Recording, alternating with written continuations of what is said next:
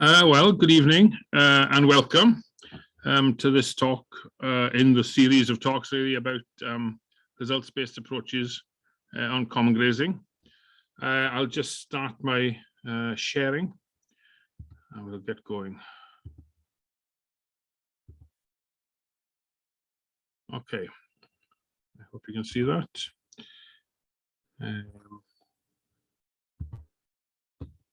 Okay. So those of you with a good memory will remember that we had 4 talks already.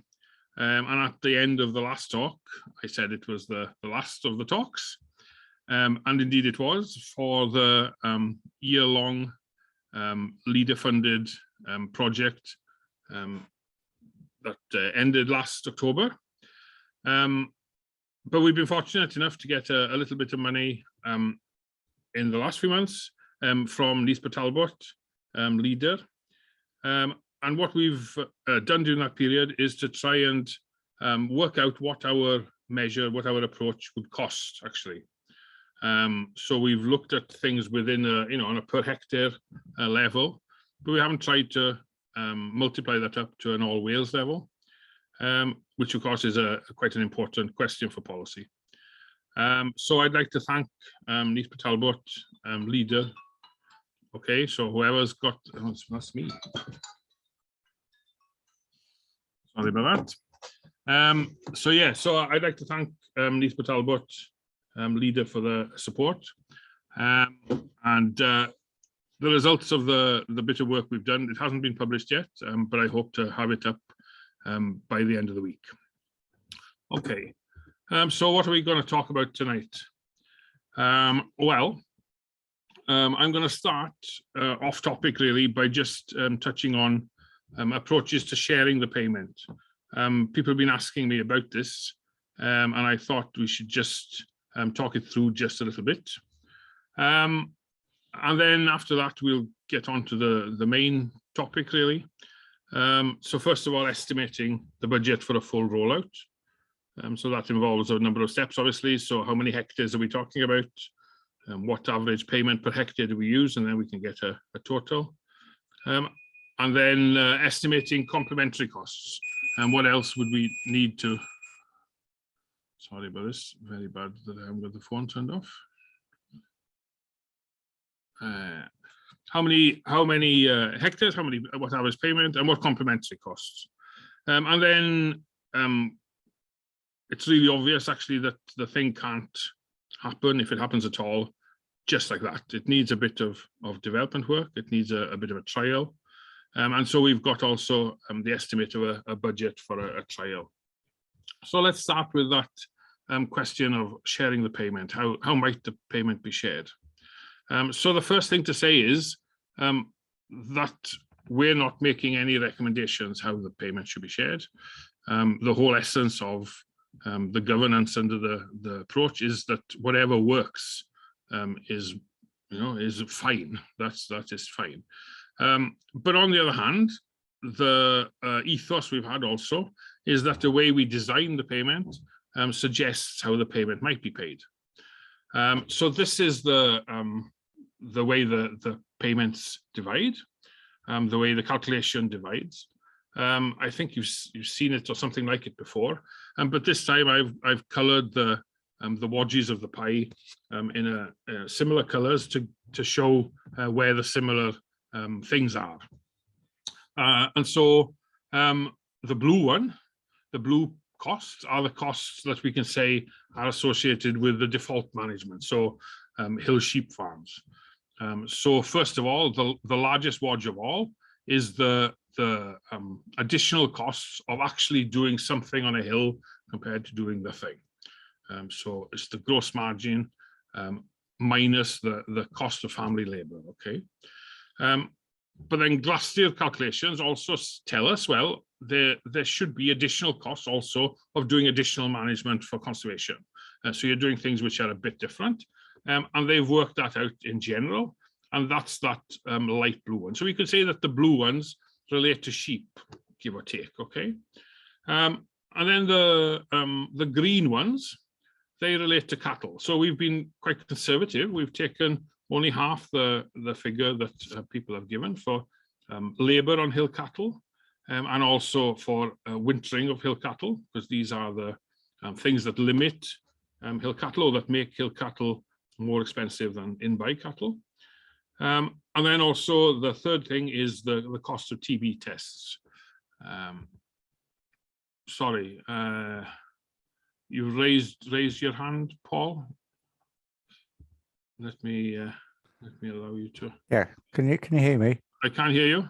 Yeah, your slides aren't progressing. We're still seeing the opening slide. No, that's really helpful. Okay, let's try again then. Okay.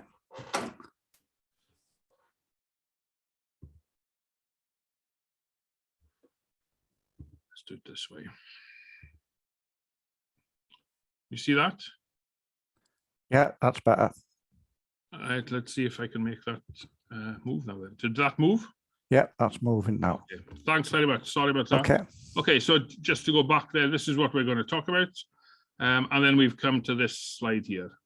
My apologies for that. So the blue relates to the sheep. And then the green slices relate to cattle. So there's the cost of extra labour, there's the cost of wintering, and there's the cost of extra TB tests, which not everybody has to have, but we're assuming that lots of people will, so we're including them. And so those relate to cattle.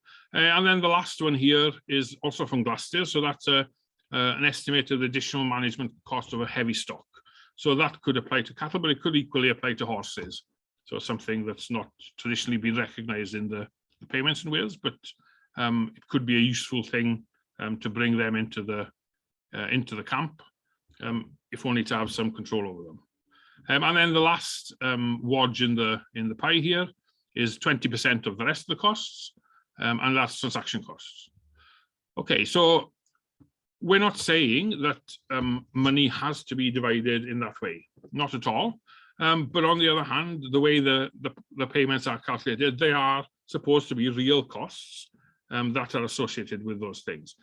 And the green ones are roughly 1.5 the size of the blue ones, for example.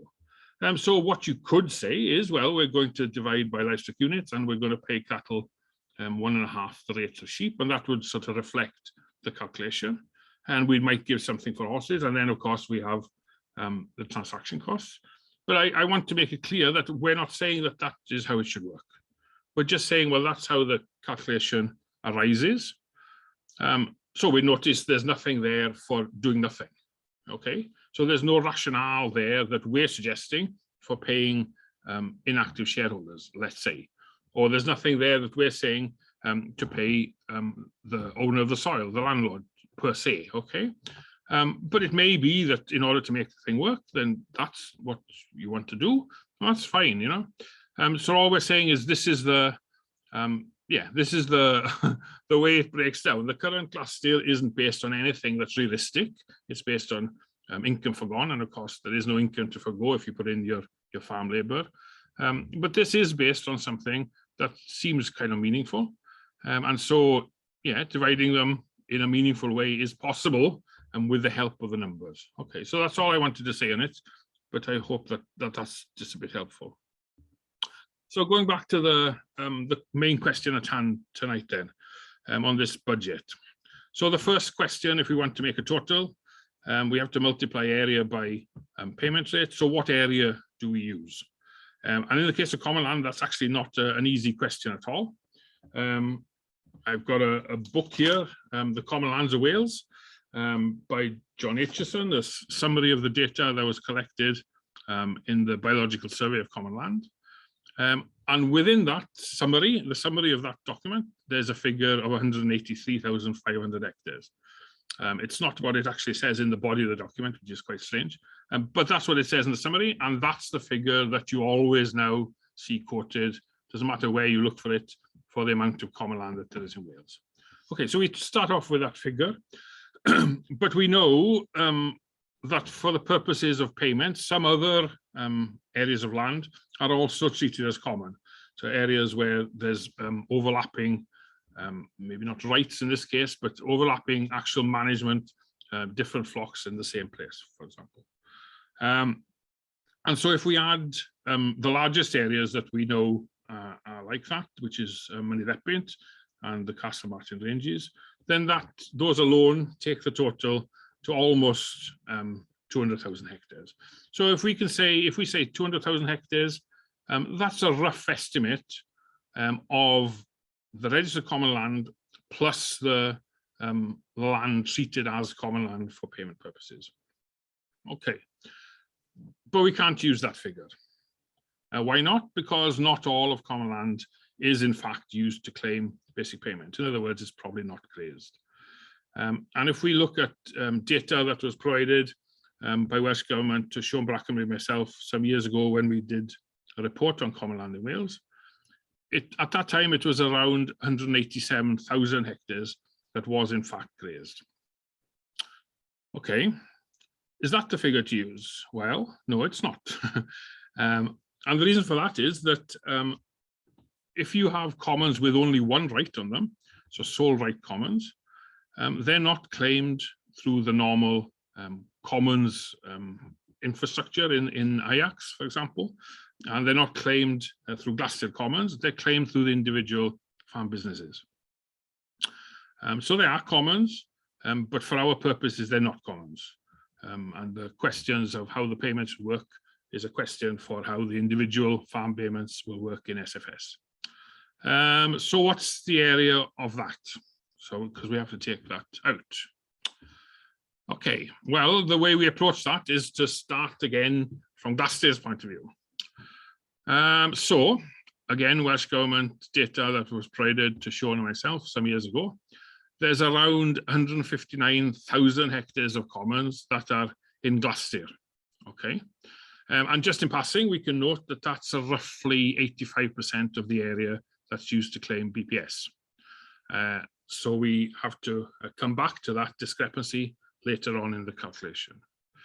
And those 159,000 hectares, they're on roughly 310 common land units. Okay, so we know that not all common land units are in Glastir as separately. Some of them are in as associations covering multiple CL units. But anyway, it's about 310 common land units. But if you look at the accounts that we have of Glastir Commons, a figure that I've seen used anyway is that there's 187 Glastir Commons contract. So how do we explain the difference between that and the 310? Well, it's back to this question again of sole use commons, sole right commons. So we reckon that roughly 123 common land units are entering Glastir through a contract with the farm business directly. And some of those areas are really tiny. I mean, if you see the table that was provided to us, some of them, 0.1 hectares and this kind of thing. Really small areas, some of them, but not all of them actually. So what we did was we arranged the commons in Glastir in a list in order of size. And we just assumed that the smallest 123 commons were sole use commons that were entering through the business. Now, we know that's not precisely correct, but it's approximately correct. It's correct enough for our purposes, I think. And so if you subtract the area of those commons, you end up with 126,000 hectares, which are in Glastir Commons. That's our estimate anyway. So is that the figure we can use? Well, no, it's not, because if you remember, the area in Glastir is only 85% of the area that's in BPS. And so in summary, if we add in that area that's in BPS and not Glastir, we reckon that we come to an area of roughly 150,000 hectares. So that's the area, that's the target area for this approach that we're talking about, roughly 150,000 hectares. And if all the areas are in, if there's 100% uptake, that's the area we have to use. And we have to assume, I think, that all of it will be in. So to assume otherwise is to say that some farmers who are currently getting BPS and commons actually will get nothing on commons. And we don't want to assume that. That may be what happens in practice, but we don't want to assume that. Okay, so in passing then, we can ask, well, how many commons associations are we talking about? Well, there's 187 roughly in Gloucester, and then we have to add in some allowance for people currently not in Gloucester. So it may be 200, it may be a few more, especially of small ones, of course. But for the sake of argument, we're using 200. We're assuming 200. Okay, so that's our area, 150,000. What then for our payment rate that we're assuming?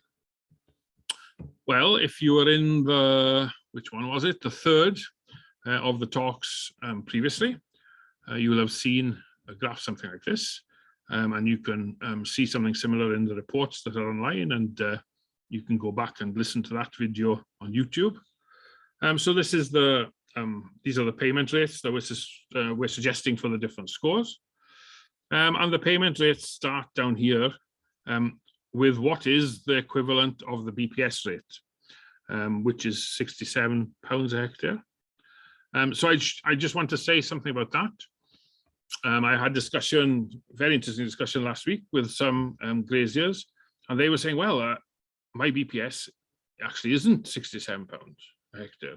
It's much more than that. You know, I've got so many hectares and I've got so much money. If you divide one into the other, you get a much higher rate. But remember that BPS is paid effectively on two rates. So there's a rate that's paid on every hectare, which is the £67. And then there's the top up, effectively, the redistribution payment, redistribution element, which is another £91, which is paid on the first 54 hectares. So we're assuming that those 54 hectares are on the farm, so that any redistribution is happening on the farm. Not that we're saying as a matter of principle that it shouldn't be spread somewhere else.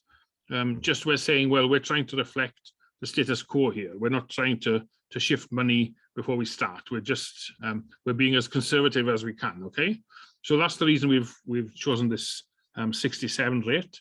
And so if you had a 1 hectare holding and 100 hectares on your common, then the £67 rate actually is probably a loss for you.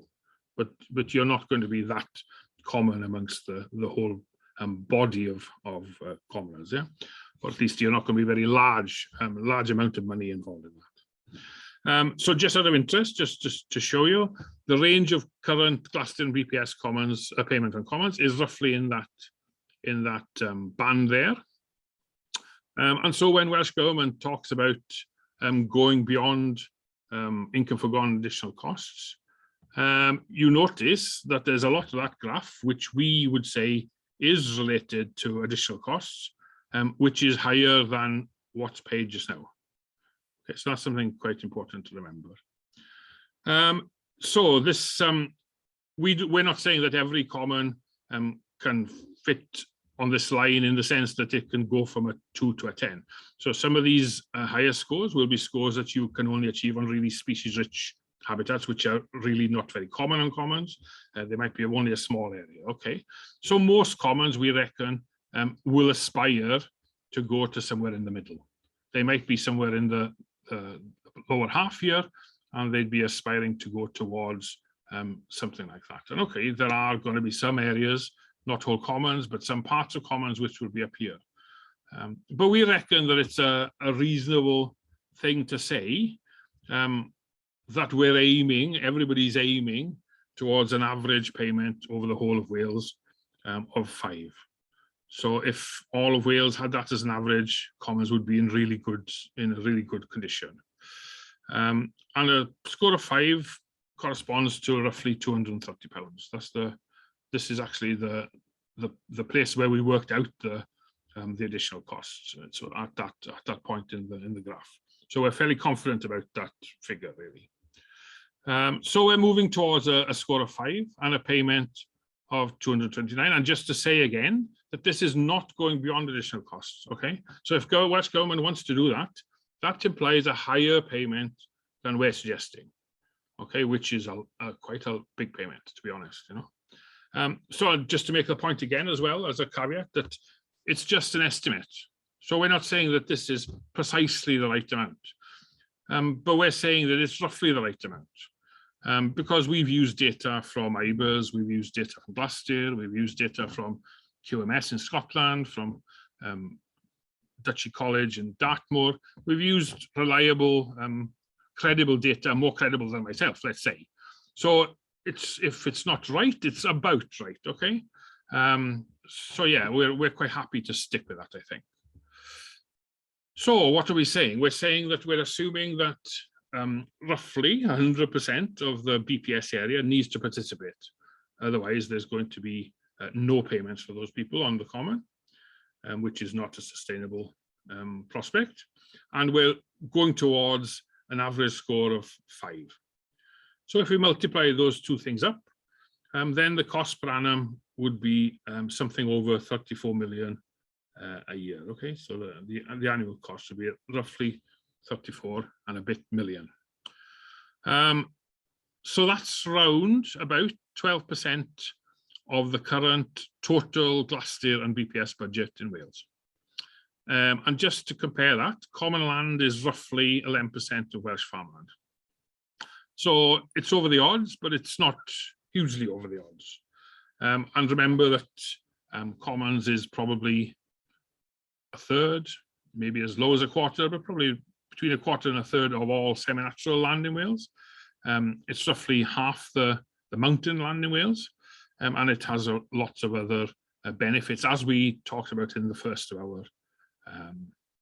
our talks. So it's not an unreasonable amount, but it's a large amount. We have to be clear about that. It is a large amount. So our model doesn't depend only on area payments. We're also thinking that there should be non-productive investments in technical terms, capital works in common parlance. And we are suggesting that that should be about 20% of the budget. So that's just a figure we plucked from the air. But I think it needs to be something along those lines. And so we're not saying that that should be evenly distributed. And it seems quite obvious to us that people who have low scores actually will need more help to try and increase their scores. And so it might be that it's targeted more towards them than towards people at the higher end of the range, especially if money is short. Anyway, 20% of that amount is just short of 7 million a year. And of course, there'd be no spend in the first year, because the first year would effectively just start, really. You'd be starting at the end of the first year, and then you'd be thinking, what are we going to do in the future? Okay, so those are those two elements.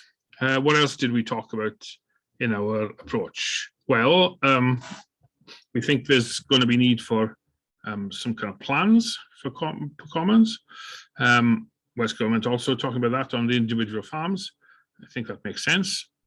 So we're talking about internal agreements between commoners in the association and how things should work.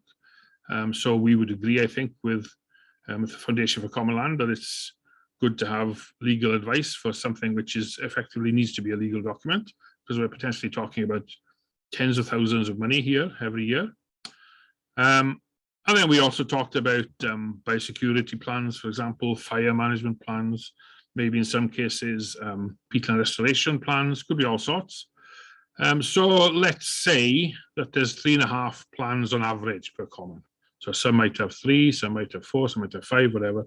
But let's say 3.5 as an average. What will they cost? Who knows? But let's say it's 1,000 on average, let's say. And 200 participants, because there's 200 associations, we're going to say. So that's 700,000 a year. That would be very concentrated, we think, in the first years when you're sorting yourselves out and when you're planning ahead, and some of them might be mandatory in the first year, who knows? And so it fits into that hole in the capital budget. It fits in there with room to spare. And then we're also talking about some sort of assistance, advice, support, whatever you want to say, officers. So we reckon that it probably needs a team of 30 across Wales to be debated and to be finessed, but that's what we think. The Commons Development Officers team was 18, and they had, at least they were said to have, a more time-limited task. And a more limited task in terms of scope also, I think. So when the CDOs were appointed, if you look at the CDO budget, It's roughly 50,000 per staff member many years ago now. So we reckon 60,000, including all the travel and all that sort of stuff. So that's 1.8 million a year. So if you add all that together, it's roughly 43 million a year. So we're not saying that that's what it should be. We're just saying we think that's what it costs. And if you have less than that, then there's a price to pay. So the main element of the budget, of course, is the area payments. So if the area payment budget is smaller than that, there's two ways it can go, isn't there? Or a combination of both. So either you have less uptick, which means effectively that some areas have no financial support in the Commons because there's no other payment being proposed. And that surely is going to lead to more abandonment. Or it means you pay less than the additional cost would seem to be. And we have to remember that the Welsh government's stated intention, stated many times, is to pay more than the WTO allows, more than additional costs and or income forgone. So that's a political choice that can be made, of course, but we just need to be clear what it means. There can be less capital works. It's not such a large amount of the budget. I would say that the benefit of capital works, the purpose of capital works, is to help graziers over the hump, really. So, you know, as chemists would say, to give them some activation energy, you know, things that just hold them back, make them easier to make change happen. So that's, I think, the impact of that is to make the systems more sticky, to make change less likely to occur. And then finally, of course, there's a budget on the implementation team. And okay, you might say, well, you would say that. But really, this thing does depend on capacity building and training and assistance and auditing, of course. And if you don't have a good implementation team, then you really reduce the efficiency of delivery. And in the end, I think you reduce it so much that you can't deliver it. So these are the choices that face government when they think about the budget. What about a trial then?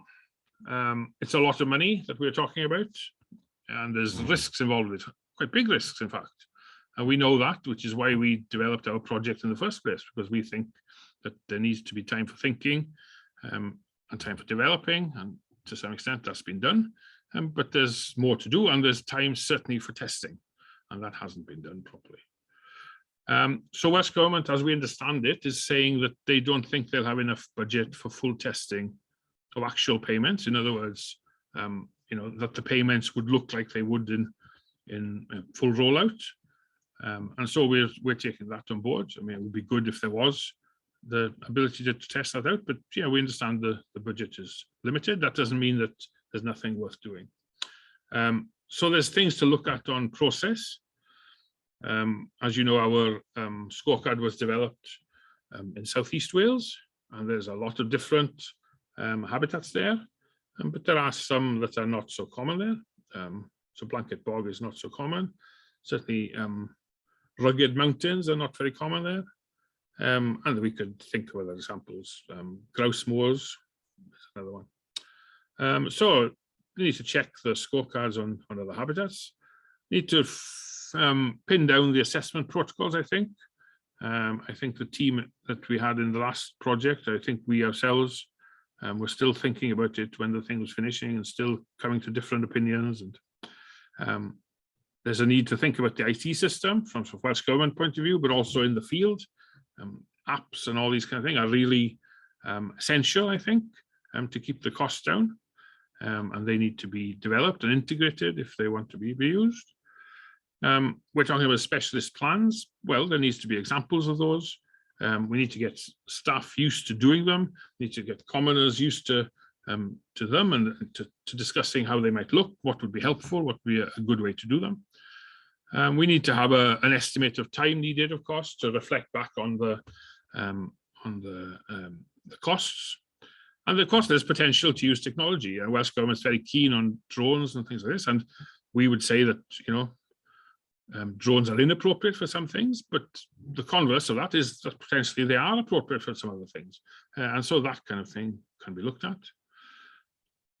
There's the question of capacity amongst associations and the people that help them, and the mix that implies then between them and consultants. So I think we would agree with graziers that the more they can do, the better, but that has an implication of training needs. And especially the training needs at the very start of the thing needs to be worked out, because time will go and things need to be done quickly. So what size of team do we need? What training programs need to be devised, and for who? So first of all, you need to train the team, and you need to train others, and yeah, a bit like the circulating schools of old days. That's the kind of approach I think that's needed. There's a need to estimate the budget, finesse the budget. So maybe it's fanciful to think that we should aim for 5. Maybe a score of 3 is more as an average. Maybe that's more realistic. Maybe the budget can be much less. Well, it needs to be assessed. And how can they? How will it change over time? So how easy can it be to get from a 3 to a 5, let's say? We need to think, well, what kind of size of capital works budget is appropriate? Maybe there should be more capital works and less area payment, or whatever. So a more detailed full budget for rollout. And then in the case of governance, we need to work through the reaction of associations, how associations react to the payment, not just the payments offered, but the rationale of the payments.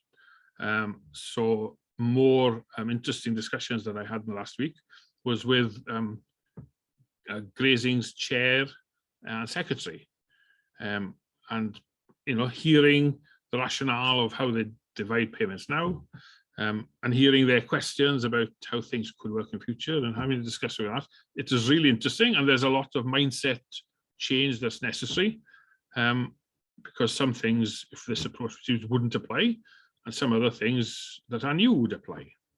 So that all takes a bit of time, and that also, of course, is needed to inform any training of a project team, training with advisors, etc. Okay. So there's all sorts of things like that, and of course, doing this isn't an end in itself. It's something that can, what's the word? Fertilize the full rollout. You're already starting to roll out within your trial, if that's what you eventually want to do or need to do. Okay, if that's the way Welsh Government goes. So what about a cost for a trial? So we think a trial needs to be a full calendar year. In other words, January to December. And if it's not January to December, it needs to have a full year of January to December within it, doesn't matter what. And it needs a run up to that period in which the team leader is appointed, and then the others are in the process of being appointed, and a training program is being started, etc. So we think we need a team leader for a year and a quarter, and a team of about 6 for a year. So we need to have people that are not just expert in ecologists and in farming, obviously, but animal health specifically, in fire specifically, in law, and all sorts of things like that. And perhaps there's potential here for secondments or whatever, but still these skills are needed somehow. And we reckon we need a minimum of 20 commons to try things out properly.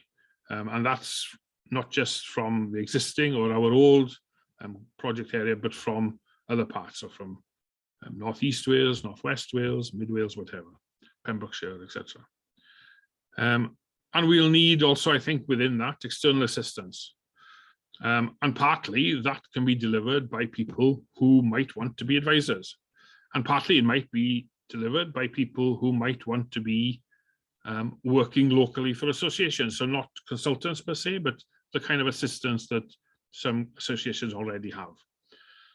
So yeah, the idea is to use the trial as much as possible as a precursor to a rollout, if a rollout is to happen.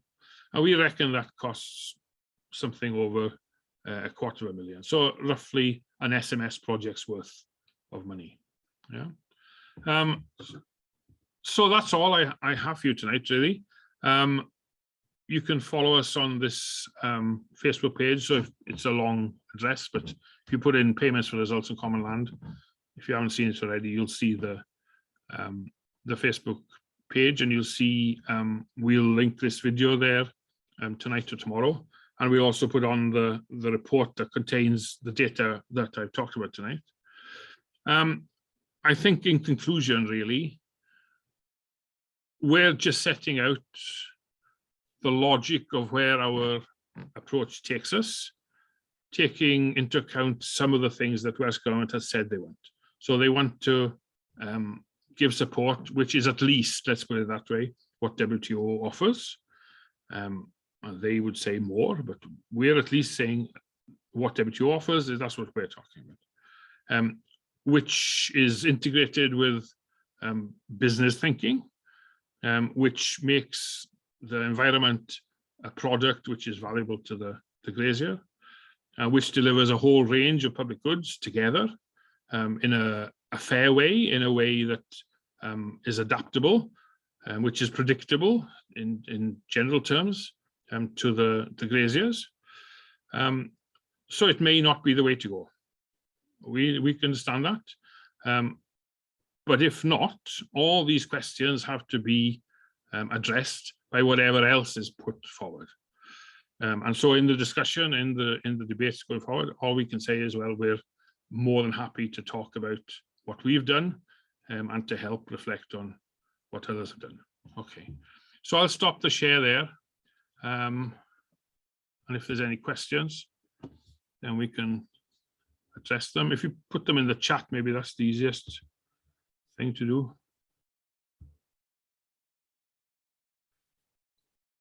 I'll allow you to unmute. If anybody wants to ask a question.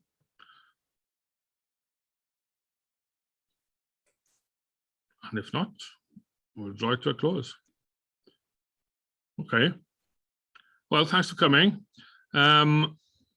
Just like to thank again Neath Talbot, leader, and to say that the video will be up on YouTube hopefully tonight, and the report, which the figures are from, that's not published tonight, but that will be up well before the end of the month. Otherwise the leader won't be happy. It's ready to go. It just needs to be put up on the website, and I'll put the link to that also then on the Facebook page when the thing is ready. So that'll be in the next few days. Okay, so thanks very much for coming. Maybe see you soon. Thank you.